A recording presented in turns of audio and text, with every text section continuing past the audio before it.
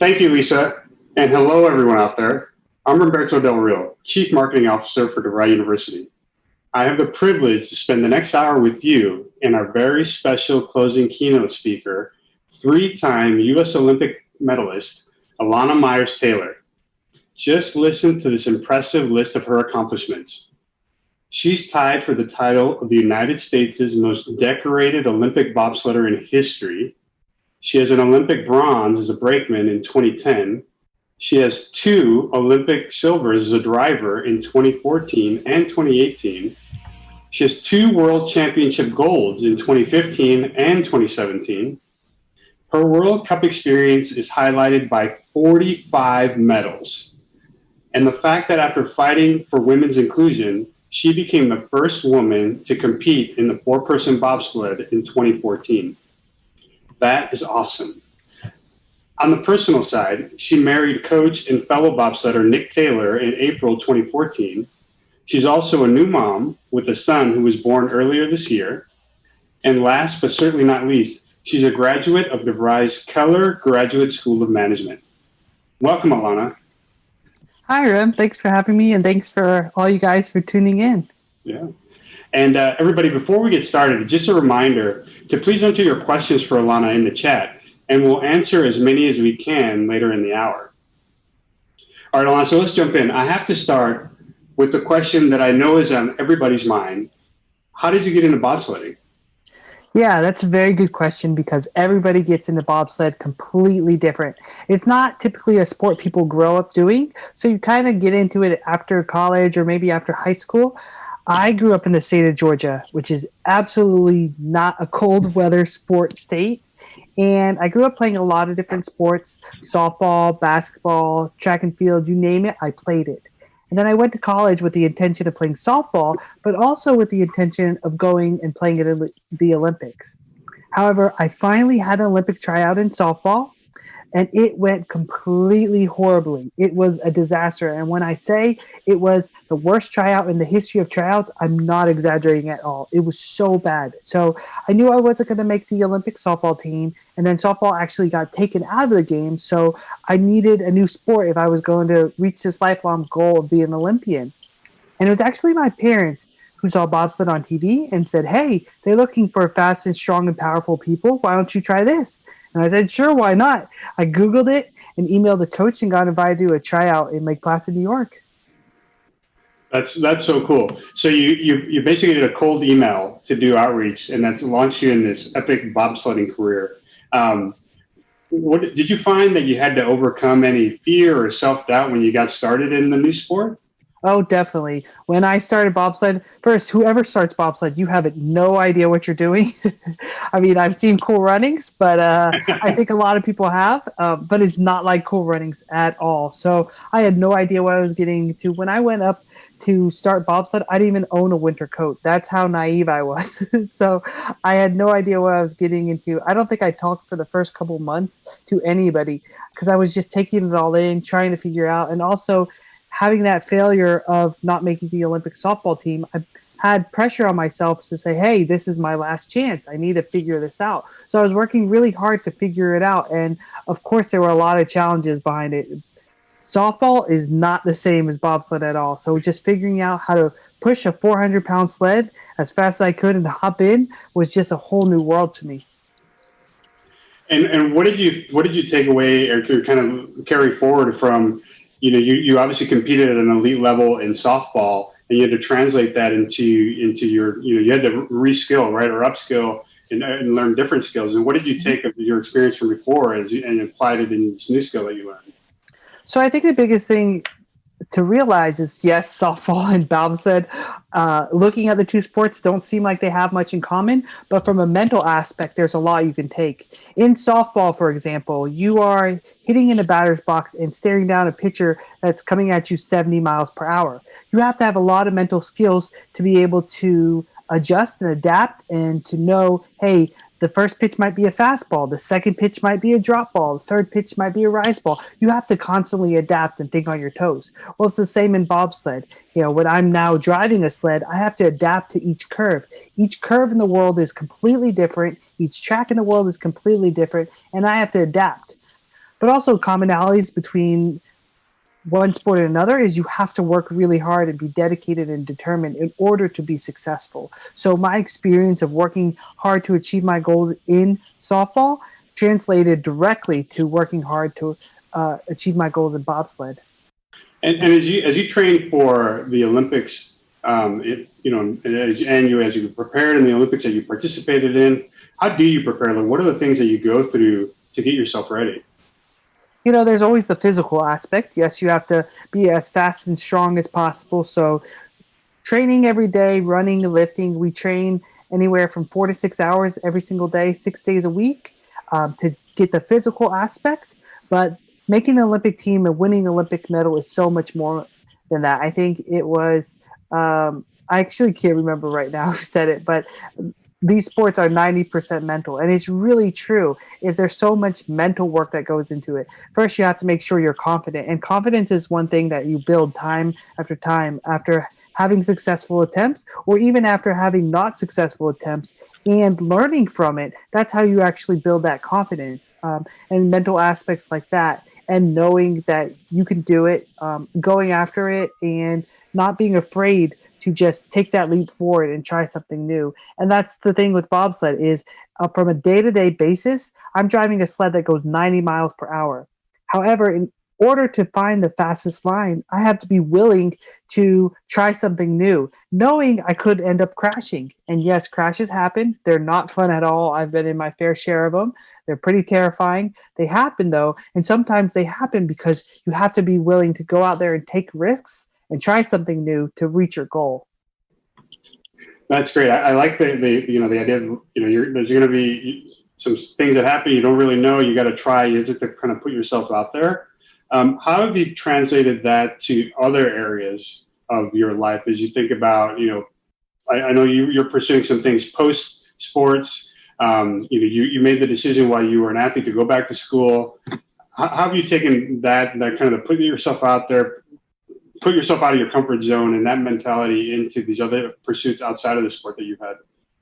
Yeah, I think that's the biggest thing is being willing to put yourself outside of your comfort zone and knowing that great things can come from that. I mean, I guess the biggest example I can think of right now is actually parenting. This is my first son. I have no idea what I'm doing, but of course, the joy that comes with being a parent was something I was eager to experience, but is definitely outside my comfort zone. So it's been a great experience so far. My son's only 4 months, and we've been having a blast, but it's definitely something, as any of you who are parents know, that puts you outside your comfort zone. That is constantly causes you to learn and to adapt, and to plan in different ways that you never knew were possible. So I think the biggest thing is knowing that reach outside of your comfort zone, there's some really great things that happen. And I'm going to continue to push the boundaries. But at the end of the day, I know it all starts with the first step. It all starts with taking a step outside your comfort zone, as scary as it may be, being willing to take that step and then seeing what the possibilities are. Yeah, no, that's great. And so I'll say, so I have 3 kids. I have 8, 6, and 3. I wouldn't say necessarily it's easier. You have to, and you just get a lot more comfortable with not being in control. But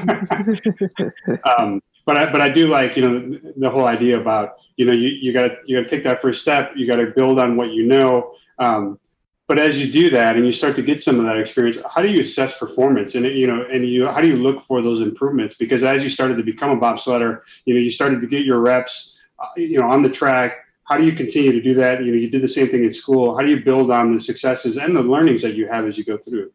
Yeah, I think the biggest thing is first to recognize that every day is not going to be sunshine and rainbows, and you're not going to be quote unquote successful, whatever you define that as, every single day. There's going to be ups and downs. Any journey you're taking, there's going to be ebbs and flows, and it's not always going to go perfectly according to plan. But the biggest thing is I try and keep in mind is setting short-term goals that allow me to get to longer-term goals. So when I am setting out, for instance, let's say the long-term goal is to win an Olympic medal. So I know that in order to win an Olympic medal, my driving skill has to be really of high caliber. So what I will do is set smaller term goals. Okay, there's different types of curves in the world. One type of curve is called a kreisel. A kreisel is a 360-degree turn, complete circle. And in order to improve my driving skills, I have to know how to execute these types of curves really well. So one of my short-term goals will be to execute this kreisel really well. And I know it'll help my long-term goal as to winning an Olympic medal.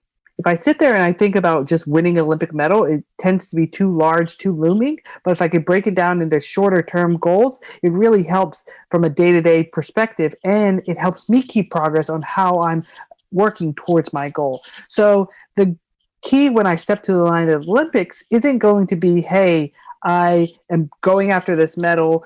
I am definitely 100% know I'm going to execute this track. The key is looking at all the short-term goals I've reached in the past and all the lessons I've learned and knowing I've done everything I can to prepare myself for this Olympic moment. And so I think that's great. Right? It's breaking the goal into those bite-sized chunks, and you build on that over time. Can you talk a little bit about, if you have your goal is to win the medal, and if it doesn't, is there anything that can derail you? I'm sure there's plenty of things. But if that happens, how do you refocus and keep yourself motivated? So just a prime example, going into the 2018 Olympics, I was in the best shape of my life. Everything was going so smooth. I had great equipment, a great brakeman, which is the person behind me. Everything was going according to plan. And then a week before the Olympics, I tore my Achilles tendon. So I literally got off the plane in South Korea and they had to wheel me in a wheelchair off. So talk about a derailment. I had no idea how we were going to make this work, but I was determined to make it work. And that's where I think part of any type of strategy involved includes having a really good team around you. And whether it's your friends, your family, and these are the types of people who you can bounce ideas off with and really come to plans with. So in that particular case, I sat down with my husband, who's also a coach and a bobsledder, with my personal coaches, with my teammates, and we really worked to develop a plan that would allow me to perform as well as I can. And what that meant is the very first day of the Olympics, when we're just practicing, instead of pushing and jumping into the sled, I'm just sitting in the sled. That is very slow. It's not efficient, but it allowed me to still get the reps driving without putting more pressure on my Achilles.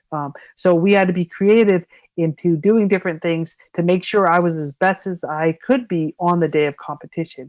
And sometimes that's how life goes is things don't always go according to plan, but I really like being able to bounce ideas off my friends and family and use that supportive team around me to help me refigure and come up with a plan. And plus, when you do go after that goal, your team will feel like they're a part of it. They'll feel like they're there with you, and you'll feel that too, which will give you that much more confidence going into that mission. I really like that, the idea that you brought up about it's a team, right? You've got the support system, even getting into the bobsledding for you. I know your parents played a pivotal role. Can you talk a little bit? One of the things that you touched on was, you're going to have some setbacks and you need to pivot, right? And because life doesn't always go as smoothly as you can.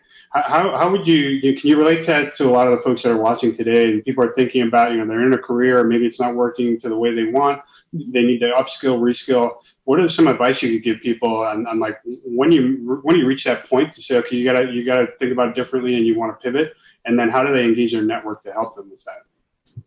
So I think one of the biggest things is recognizing your success thus far. You've been successful in the career that you've had, and it's going to be scary to pivot to a new career. But if you really feel passionate in your heart, that's the right step. Trust that instinct. It is the right step. And it's time for you to take that first step. It all starts with that first step. For myself, an example, one of the reasons that led me to DeVry is I'd studied sports management at my previous school, but I went and was trying to look into jobs more into sports and realized that I didn't have a great understanding of how the money really worked. And yes, nobody, I didn't really feel like spending another 2 to 3 years in school, but I knew in order to get where I eventually wanted to go from a professional standpoint, I needed more schooling. I needed more education. And that's what actually led me to DeVry and the MBA program. And I studied finance to really be able to understand the numbers. And yes, it was scary. I didn't have that strong of a finance background, but it all started with that first step. And that's where any goal starts. That's where any pivot starts. It just starts with that first step, making some plans and going after it. And just recognizing that, as I mentioned earlier, there's going to be ebbs and flows, but you've been successful thus far. It's something that you definitely can handle. That's great. So we're getting some questions in the chat. So I'll take some of them here. So one of the questions is, some people appear to be very confident and others not. What advice or tips can you give someone to help build and display their confidence? You know, people like to say, fake it till you make it. I am personally not a fan of that phrase. I think everybody has reasons to be confident, and it's more so about finding your reasons to be confident. My personal confidence in driving a bobsled, in working in various organizations, things like that, comes from the work I've done leading up to it. It doesn't come from knowing that, yes, I'm the best person for the job. I don't know if you're ever going to really feel that way. Maybe you will. I think that's a little bit optimistic. But my confidence comes from, I've done everything I could. I put in all the hard work in order to accomplish whatever task I'm going after. Not necessarily that I'm 100% going to rock it out of the park, but just that I prepared myself for it. And that's what I would recommend to anybody going after a task. Look for your confidence in your preparation, in the hard work you've done. Don't try to rely on, hey, your confidence and you're 100% going to execute, because you may, and that would be great. And you can use that 100% execution for the next task you're going to be, but there's a chance you might not. So instead of getting yourself all nervous and worked up, thinking that, oh, I might not do this, I might not be able to accomplish this, just know that you've done everything possible to prepare yourself for that task. And doubt is not something that you should run from. Doubt is completely normal. Everybody has doubts. So confidence isn't the lack of doubts. Confidence is having those doubts, but knowing that you've done everything you can to prepare and going after it anyways. Yeah, that's great. And I really like the point you make on the mindset, right? I used to, many years ago, I used to do improv, and one of our teachers said, hey, the chemical reaction in your body when you're nervous or when you're excited is the same. Now, I don't know if that's true or not. I never looked it up, but I just took it and I said, okay, it's all about mindset, right? So instead of saying, hey, I'm nervous, I'm going to do something, it's, hey, I'm excited about this, and it really reframes it. And it's kind of along the lines of what you were saying, and it's really focusing around that mindset, which I think is really important. So let's take another question from the chat. So the next question is, I'm sure you've faced many challenges as an Olympic athlete, which we've been talking about here so far. What advice would you give to people who are facing challenges during these uncertain times? You know, I think these times are challenging for all of us. It is, who knows what's going to happen from a day-to-day basis. And I think the biggest thing you can do is try to find those things that keep you focused and keep your perspective. So for me, I'm a big family person, and one of those things is taking care of my family and making sure everything's okay with them helps keep me focused during this time. Focusing on them and focusing on making use of the quality time we have together now, it really helps me get through these difficult times. The other thing you could do is, it's really an opportunity to really assess where you are in your life, and if you're happy with what's currently going on, as far as, are you happy with your career? Are you happy with your education? Are you happy with, where you're living and all those kind of things? I think now we have a lot of different situations presented us, and there's a power in reflection and self-reflection. And now, if you get an opportunity, take a second, journal, and write down where you are in your life and if you're satisfied. And if not, now is a perfect time to make a pivot, because no one's sure about what's going to happen, but what you can be sure about is what you find satisfaction is, and working towards whatever your next goal is.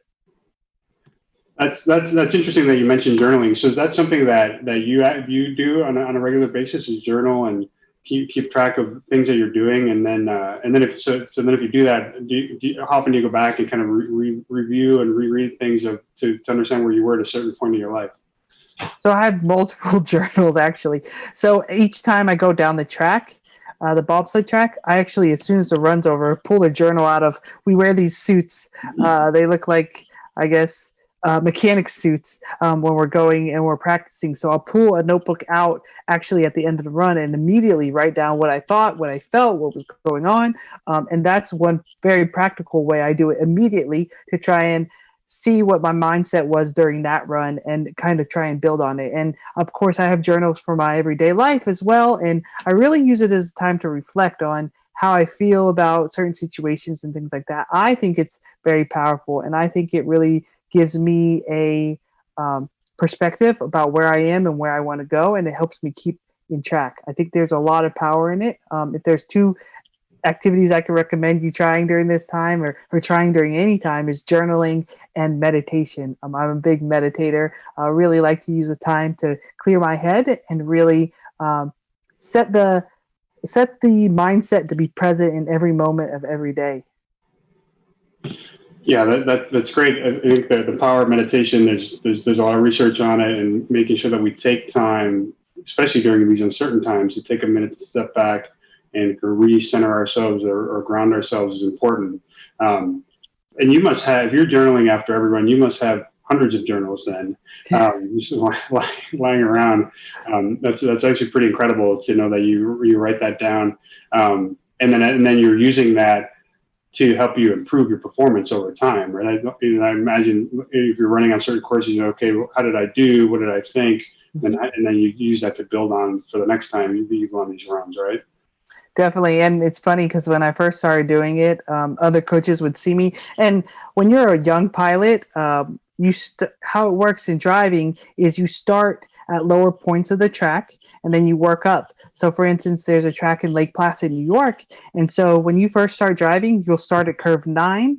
And then the next run, you might go to curve 4. And then the next run, you might go to curve 2. And then you'll eventually work your way up to the top. And so when you're a new driver, you're smashing walls, you're bouncing left and right, you're crashing, you don't know what you're doing, but I would still take the time to write down and journal. And I would even do this as I moved track to track and I started competing and all this kind of stuff. And coaches would see me doing this, like, what is this girl doing? And make fun of me. But eventually I got better and better and I kept journaling. And then eventually they'd have their athletes start doing it too. So it went from they're making fun of me, what are you doing? This girl's crazy, writing after every run, to now a lot more athletes are doing it on tour. Yeah, so you were the trendsetter as it relates to journaling, right? You started it, and now everybody else jumped on the bandwagon and they're doing it. And we got to get the Elana Meyers Taylor journals out so that everybody can follow along. So along those lines, one of the questions that we got in the chat was, do you have any books, podcasts, or other resources you recommend to keep yourself motivated? Yeah, so I listen to a lot of podcasts. Books, I'll have to think of a second about that. But one of the podcasts I listen to is Tim Ferriss' podcast. There's also a podcast, How I Built This, that's really has some really powerful speakers on there that just goes over how they were able to be successful in their careers. What I really like to do is look at people who have done things I'm trying to accomplish. Look at people who've won gold medals, for instance, or one of my long-term goals is to become the CEO of the USOPC. So look at people who are high-powered CEOs. What have they done? What have they accomplished? What level of education do they have? What are the things they've done that have led them to where they are? And so I like to look at them and try and help me narrow my focus. And I find that motivational, is following the stories of other people. So a lot of autobiographies I found motivational, a lot of biographies just in general. I read a lot of sports biographies, whether it's Michael Jordan or Derek Jeter or some of those guys. I really like to follow those careers to keep me motivated. But podcasts, How I Built This, Tim Ferriss podcast, trying to think of what else. Even just the Olympic Channel podcast. There's some really great ones out there. That's great. So one of the other questions that we got, what are some of the techniques you use to handle anxiety or nerves about a big change in your life or event? So one of the things my mom actually told me when I was really little is, whenever you have the anxiety, whenever you have those nerves, it's like, actually, Rem, you mentioned earlier, your body doesn't know the difference between the nervous excitement or excitement, nervousness or excitement. So I like to use that. And I use that actually at the Olympics too, is those butterflies, that feeling of butterflies, that feeling of anxiety. I use it as fuel.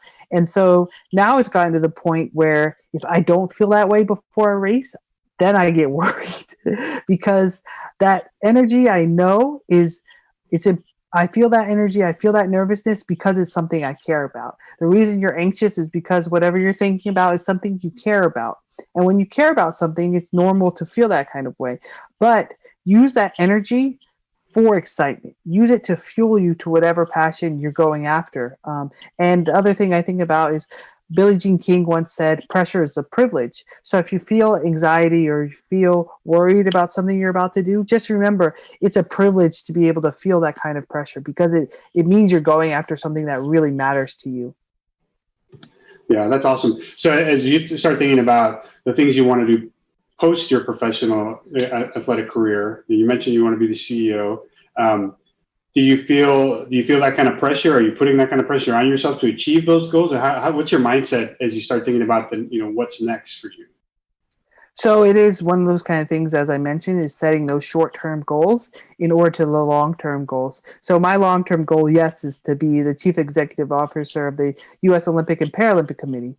So that's my long-term goal. But if I thought about that right now, I don't have much work experience. I have a little during my bobsled career. My bobsled career has been about 13 years now. So work experience is pretty limited.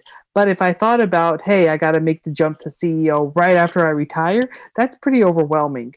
So I think about those short-term goals. So now that I've worked during my bobsled career to get my education, then I know coming out of my bobsled career, I'm going to need more experience in the field of marketing, for example. So I'm going to go after positions, whether it's an internship even. Yes, an internship at the age of 36, 37, when I eventually retire from bobsled might seem a step backward, but I know it's going to help me get to that longer term goal of being the CEO. So I need more experience in marketing. So I'm going to go after positions that'll help me get there. So my short term goal would be that marketing position in order to help me to that long term goal. All right, when you're ready, when you start thinking about your marketing internship, you make sure you give me a call. All right, will do. I'll find a home for you here at DeVry. Yeah. Yeah, I think I really like, you keep one of the themes here is, right, you break these goals down into the smaller chunks and you kind of build on that over time. And I think it's important for all of us because, especially in these uncertain times, it can feel overwhelming to say, okay, I don't know what, maybe I wish I lost my job, or I need to reskill, I need to get a new skill. I don't know where to start. But taking that step back, I really like that, that idea of taking a step back, kind of recentering yourself and thinking about what's the first step I need to take, and then you build on those steps from there. I think it's really a really great insight. One of the things that I wanted to ask you about, because you did fight for women's inclusion on the bobsled team, and I think that's an important topic right now in our society. What advice would you give other people that are trying to advance an issue that they're passionate about? Like, how did you go about it? And what advice, from your experience, could you give to others that are thinking about something similar? Well, part of it all comes back to that team aspect. I really wanted women to be able to have 2 medal opportunities at the Olympics. Men have traditionally had 2 opportunities, both a 4-man and a 2-man discipline, where there's 4 people in the sled or 2 people in the sled. So they've traditionally had 2 opportunities. Women have only had 1. So it was something I personally was very passionate about, but in order to make this work, I had to have people to help me. It wasn't going to be just me going like a bull in a china shop to our international federation or to the Olympic Committee saying, hey, we need to have this and we need to have this now. You need to care about this. That's one way to do that, but I don't feel like it would have been the most effective way. So for me, it was really about gathering a team of people around me, a group of people who were common-minded in that sense, and really using us all to push an issue. So there was a driver from Canada that helped me, drivers from multiple countries around the world that were really able to get on board, and going to the International Federation and saying this is what we want to do, but then also being willing to take risks, being willing to, for me, spend the money to try and put a 4-man team together and try and go out there and actually compete against the guys. It's one thing pushing an issue, but it's another thing being willing to sacrifice for it. And I think in order to really be successful, you have to be willing to sacrifice for that issue as well. But if I could recommend anything, it's build a team around you for whatever issue you would like to push or whatever issue you would like to change. And then number two, also be willing to give whatever it takes to that issue. Be willing to go after it with all your heart, and good things will happen. Yeah, I think that's great. The idea of building that team, building the coalition to help you achieve that goal, and finding people that have that are like-minded and have the similar goals is important. And that's something I think all of us can do, right? And we're even in issues that we're passionate about, or as we're trying to move ourselves ahead. What was it like, as you started to reach out to the other folks in the other countries, the other female athletes, to start to build this coalition? Did you find everybody kind of was like, yeah, I'm glad you asked me about this, or did you have to do a little bit of selling? How was that? Kind of walk us through how that process started. Well, I definitely had to do a bit of selling. Some women were gung-ho and let's go, let's compete against the men and let's do this. Others were, first, there was a language barrier for some of them. Second, others were like, no, I'm just going to focus on my 2-man. And you have to realize that whatever task you're going after, whatever issue you're going after, people are in different stages of how they approach that issue. So you're not going to win everyone. You're not going to have 100% participation on all things all the time. And you have to allow people to come to an issue when they're ready. But have an open mind, understand that you win more flies with honey than, I don't know, something like that. I don't know that one. Sorry. Basically, just be open-minded and be willing to take the time and answer people's questions, and being willing to communicate with them, so that if somebody's on the fence and they're not sure one way or another for an issue, that you're educated enough to be able to address their concerns and hopefully persuade them to help you accomplish your issue. It's just not going to be everybody's going to be on board straight from the start just because you are. Sometimes it takes a little convincing, but I think if you have a well-designed plan, and if you really are passionate about your topic, you'll be able to help persuade people to be passionate about it as well. No, that's. I think that having that plan is it helps with the buy-in, right? And so having that vision and getting everybody to see that vision, and many will share the vision, and it'll help you build that coalition. I think that's an important thing for all of us to keep in mind as we try to advance different issues. So I'm going to take another question from the chat. What was one of your proudest moments when you were the president of the Women's Sports Foundation?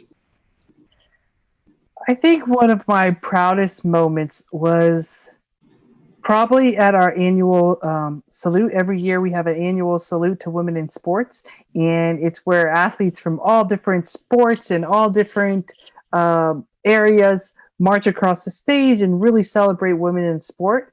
But it also serves as our major fundraiser. And the reason it serves as our major fundraiser is because we also serve elite athletes, but we also serve grassroots level. And for me, I'm way more passionate. Granted, I love being an elite athlete, don't get me wrong, but I'm way more passionate about being able to help girls on the grassroots level be able to find sport, and not necessarily find sport to be elite athletes, but find sport so they can become better people, more well-rounded people. And they don't have to be great at it, but I think there's a lot of value in participating in sport at any level. So the fact that at the annual salute to women in sports, we were able to raise a good amount of money to go towards that cause, that was definitely one of my proudest moments, and something that has made a tremendous impact on me. Being able to serve young girls, I think it's really what that position taught me the most, is how powerful it is to serve,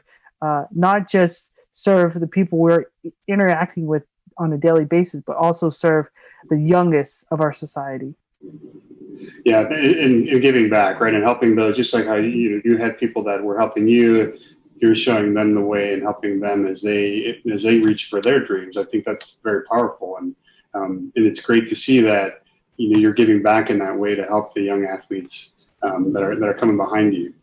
And it's so much fun. I mean, working with young athletes or working with youth in any way, just being able to spend time with them. And that's, as the president of Women's Sports Foundation, I got a lot of opportunities to spend time in different camps, basketball, tennis. I'm not a pro at most of the sports, but I got to go down and be at camps and be involved with them. And the way these kids would light up when, you would spend the time and teach them how to hold a racket, or when you would shoot basketballs with them, or they would beat you, because yes, I got beat by some of these kids. They're pretty good. It's just a really cool experience. Yeah, although I would have to imagine that you could pretty quickly adapt to some other sports, given some of your experience. Some of them, but not all of them. We all have our weaknesses. Yeah. So we've been talking a lot about adapting and kind of changes in life, and you've had a pretty big change earlier this year when now that you're a mom. How have you adapted, and how do you take some of the areas and the learnings from your other parts of your life into now being a parent? Oh boy. So as an elite athlete, I think people would say it's a very selfish profession in some sense, because as an elite athlete, you are focused every single minute on every single day of making sure you are at the highest level performance possible. That means you are making sure you sleep 8 to 12 hours a night. You are making sure that every morsel of food that goes in your mouth is of the highest quality. You are making sure you are stretched, your workouts are pristine, you have sports psych, everything is going into achieving an Olympic medal. Well, now, as a mother, that whole concept kind of got thrown out the window. I'm doing everything I can still to be an elite athlete, but now my number one priority is making sure my little man is taken care of in every sense of the word, making sure he's happy, he's well fed, and he's doing what he needs to do. So the focus is no longer on me, and that has been the biggest adaptation I've had to make, is how do I make my workouts of the highest quality possible, knowing I only got 4 hours of sleep last night because little man was unhappy for X, Y, and Z, or I had to be up multiple times to feed him or whatnot. And it's really been a period of change and a period of adapting to new things and trying to figure out how we're getting in these workouts. And my husband has been really crucial in that. And some of the things we've had to do is every day we've changed our outlook. Is every day we're just going to do the best we can and leave it at that. So some days that means I'm having a great sprint workout. Other days that means I had to take the day off because, my body just didn't recover from the workout the day before. And as long as we're doing the best we can every single day at whatever we need to accomplish, then we're going to be successful. Yeah, as you were ticking off your list of all the things that you had to do as an athlete to get ready, and I was thinking, well, those are like, as a parent, like all that stuff's out the window. Yes. Right? You just have to adapt, and I'm sure, like many parents, you're probably surprised by how effective you can be with only 4 hours of sleep. Right? Very much so. So one of the things, as you talk about your family, right? Your husband's also a bobsledder and an Olympic athlete, and so you're part of a dual career household, right? What advice would you give folks as you guys and a lot of people are part of dual career households and more working jobs that are kind of more regular hours or during the day, but as an athlete and two elite athletes, what is that like to kind of manage that work-life balance in the family? I think the biggest thing is we initiate two different strategies. One is we have what's called the B word, is bobsled. So we can only talk about the B word when we're not actively doing things to train for bobsled, when we ask each other permission. So we don't want our home life to necessarily bleed over into our career life every single moment of every single day, because we didn't want to end up, one day we're 60 years old and we spend our whole lives talking about bobsled. We've got nothing to talk about. So we're very particular in isolating times where we're talking about our careers and we're talking about our family, or we're really engaged in the present and being with our family. So we try not to let the two overlap as much as possible. But then the other thing is we really work on a lot is our communication.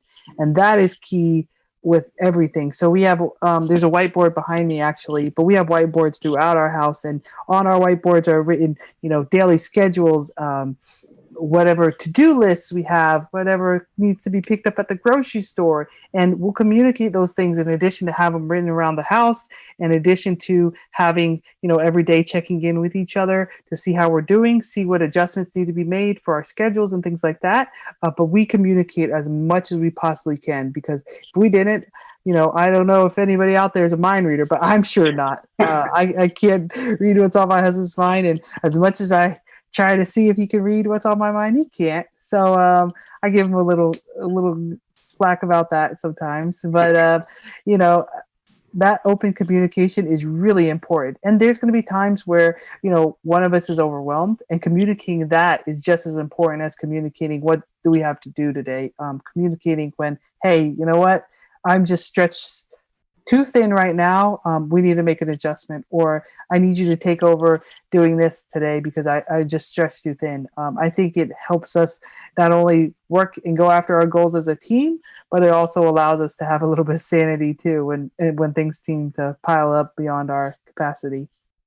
Yeah, the communication definitely is key. I'm part of a dual career household too, and we're always talking about communicating what's going on.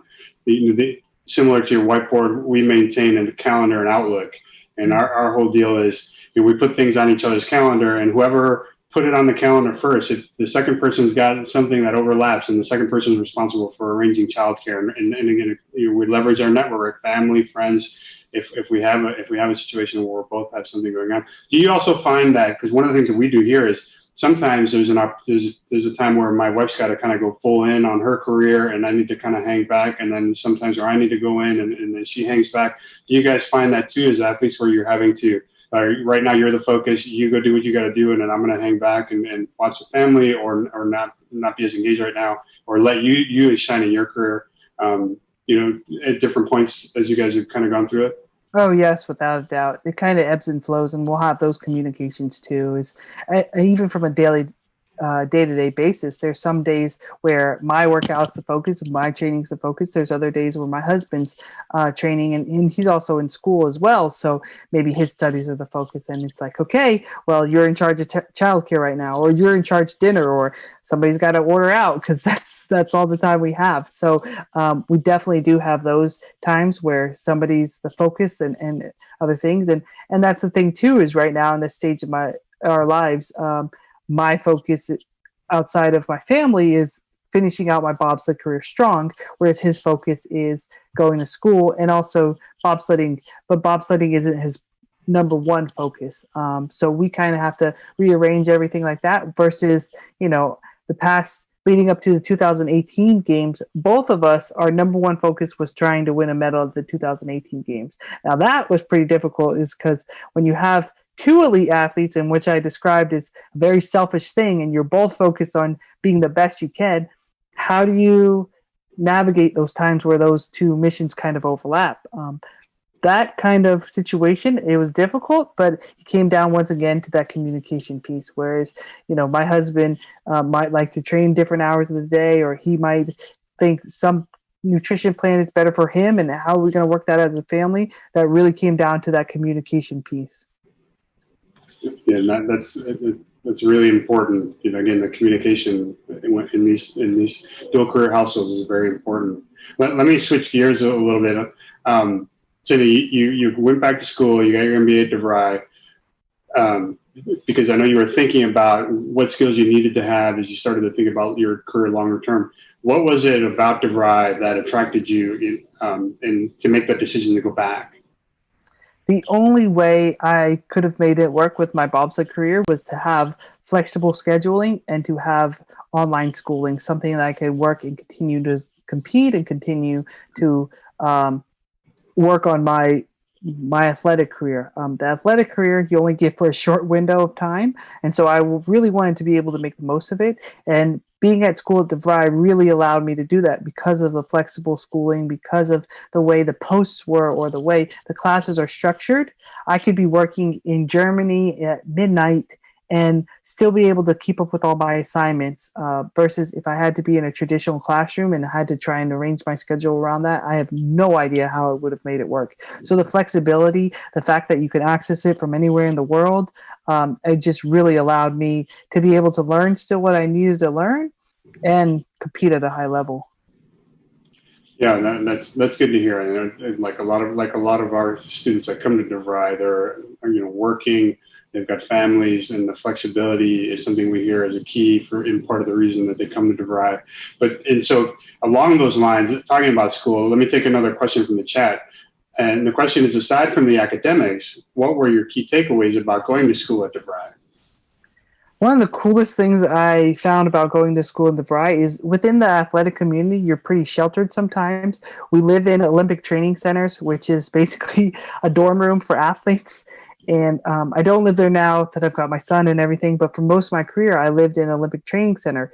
And it's basically just all athletes without the schooling part. So you tend to get very narrow-mindedly focused. You tend to not have a lot of different viewpoints and perspectives because everybody's been competing as an athlete most of their lives. So what the coolest thing about DeVry is that I have the opportunity to engage with people from a whole bunch of different fields. So for instance, when we're taking accounting classes and we're posting in the chats about a certain accounting topic, people are bringing their experience from whatever line of work they're in.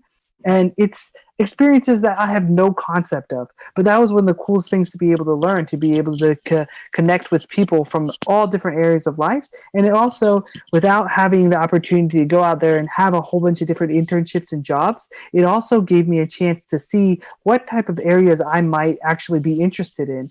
If somebody was talking about how accounting applied to their work in owning a restaurant, versus somebody was talking about how it applied to their work in working in an art museum gallery or something like that, I could use those experiences, ask them questions even about what it was like, and see if that's something I'm interested in and explore it further.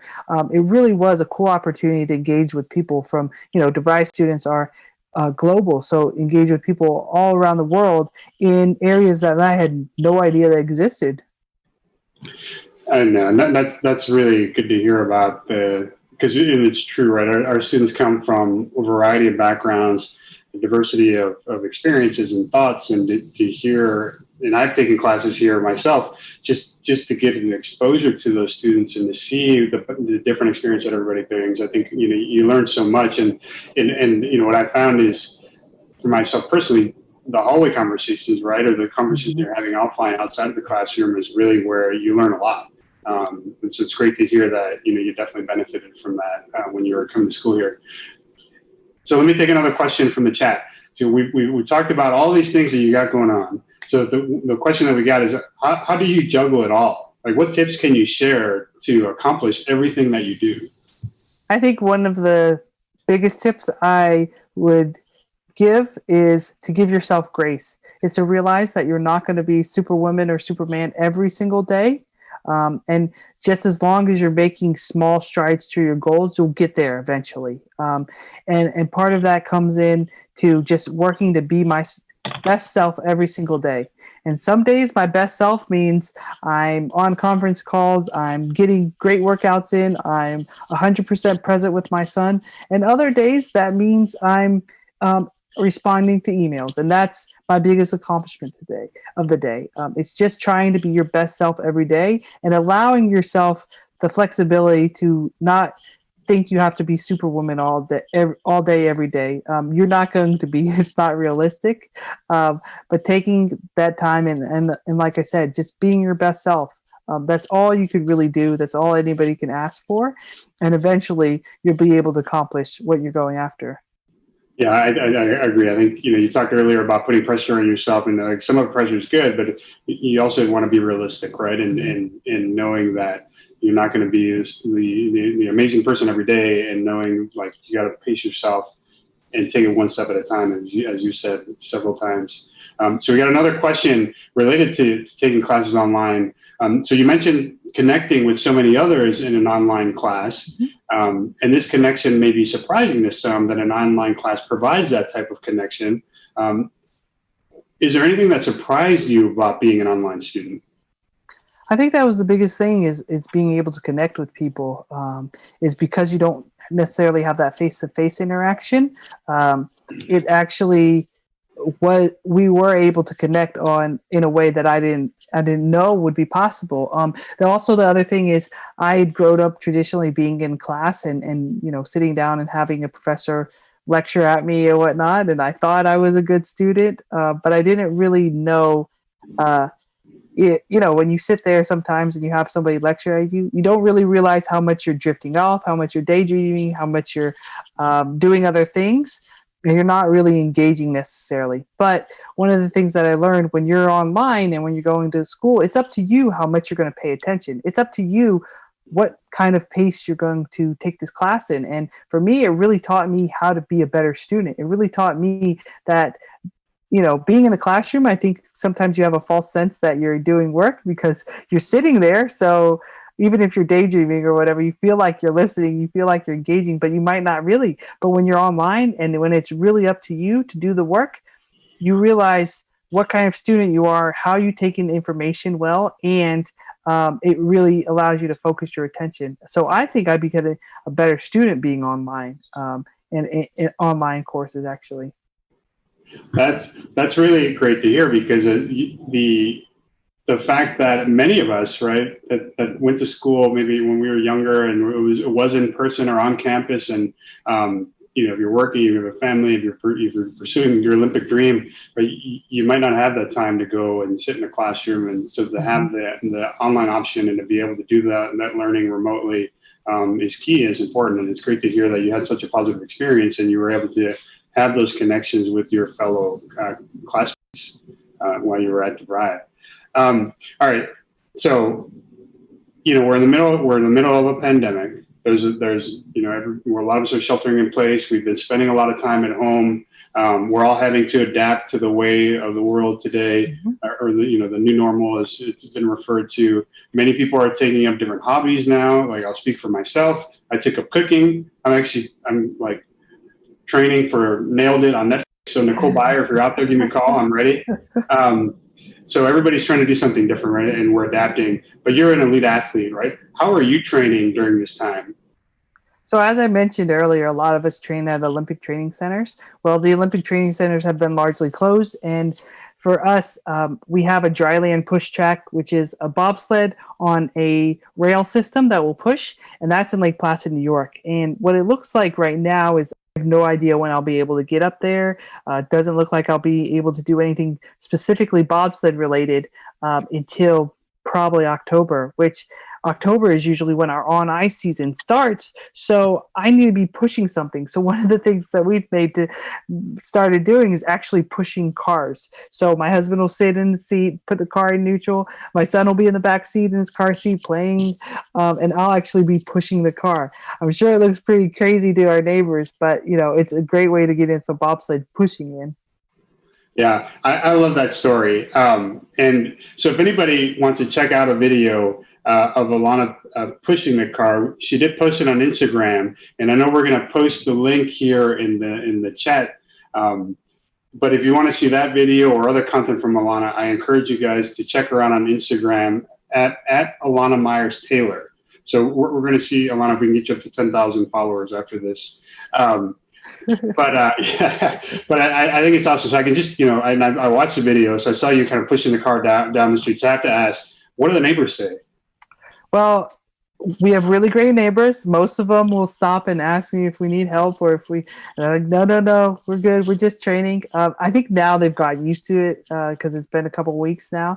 But I think it's one of those things where you just have to come up with different ways to adapt. We're all in very weird circumstances right now. And me and my husband have actually had a little fun trying to figure out how to train as an elite athlete during this time. And yes, it might sound weird having a little fun with it, but you kind of have to. There's so many things going on right now that we have no control over. So the least you can do is try to find fun and try to find excitement where you can. And for us, it was working on different ways to train and using a car to push to train for bobsled. yes, it's been done before, but now to rely on it as one of my primary sources of training, it's just been fun trying to figure it all out. I think the creativity that you guys displayed and trying to find different ways to continue to train at an elite level is something that we can all draw inspiration from. Is, how do you think about doing things differently in your own life? How do we continue to adapt, which has been part of the themes of the day, of today's day?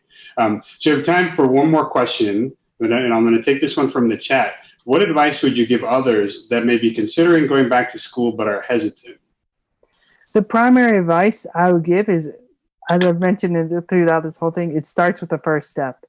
Just stepping in, getting your toes wet, and going after it. Big goals, graduating can seem really daunting, taken at a large chunk. But by taking that first step, it'll really help you put it into perspective and break it down into smaller chunks. So the more you can break it down like that, the better off. It'll really help you go for that higher goal. And that's really good advice. All right, so we just have a few minutes left, so we're gonna wrap things up because I want to make sure that we get everybody the time back in their day. But this has been a great session, and I want to close by saying thank you to you, Alana, not only for joining us today, but for also representing our country. We wish you the very best in all your endeavors, both on and off the track. And as we like to say, you make us DeVry proud. Well, thanks for having me today. It's been great talking to you. It's been great speaking with all of you guys. If you have any other questions for me, feel free to reach out to me on Instagram because I'd love to communicate with you, especially my fellow DeVry students. So That's right. You heard it here, DeVry students. You got to connect with Alana on Instagram, and we're going to give her some followers today following this session. That's awesome. So I want to thank everybody here that joined us for spending the day online with us. We appreciate you joining us today and hope everyone got some good insights from our experts throughout the day. And if you were around during the morning session, thank you for bearing with us. We found that we were all quickly able to apply what we learned today about being agile, about managing our emotional intelligence, and being flexible. And it turns out we just needed to reboot our computers. But we encourage you to always be learning, upskilling, reskilling, staying relevant, and engage in everything you do. And don't be afraid to try new things. It's how we grow, learn, and succeed. I mean, you heard it. Alana had great examples of how she's continually evolving, learning, growing. And a lot of great insights that I think all of us can apply in our day-to-day life. And as you continue your journey, I invite everyone to visit our website, devry.edu, to view complimentary videos addressing the skills for tomorrow. And in the coming days, we're going to be making videos from each session available on our website. So you can go back and watch and rewatch your favorites or catch up on any of the ones that you may have missed. The notes from Claude, our graphic recorder, who's been recording all our sessions today, will also be available for you to download. As this was our first virtual conference, we invite any feedback you have and look forward to seeing you next time. Thanks again to our guest speakers, our hosts, Claude, our graphic recorder, the team that helped put this event together, and all of you for joining us today. Have a great afternoon.